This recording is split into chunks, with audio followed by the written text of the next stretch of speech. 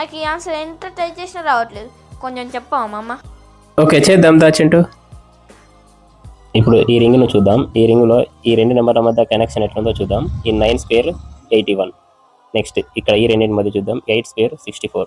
ఇక్కడ 7 స్క్వేర్ 49. ఈ connection okay. అయితే ఈ 3 డిజిట్స్, ఈ 3 నెంబర్స్ని యూజ్ చేసుకొని చేస్తేనే మనకు ఆన్సర్ వస్తుంది. అది ఎలా చేద్దామంటే ఈ 3కి 9 యాడ్ చేద్దాం. ఎంత? 3 + 9 12. వచ్చిన 12 నుంచి ఈ 5ని సబ్ట్రాక్ట్ చేద్దాం. 12 - 5 ఎంత? 7. సేమ్ 3 + 9 12 -5 7.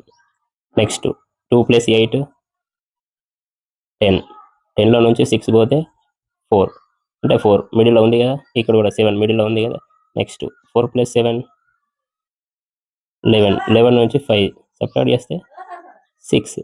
అంటే ఇక్కడ వచ్చే ఆన్సర్ ఏంటిది? 6. ఇప్పుడు ఈ ప్రాబ్లం యొక్క ఆన్సర్ మీరు కామెంట్ చేయగలరు.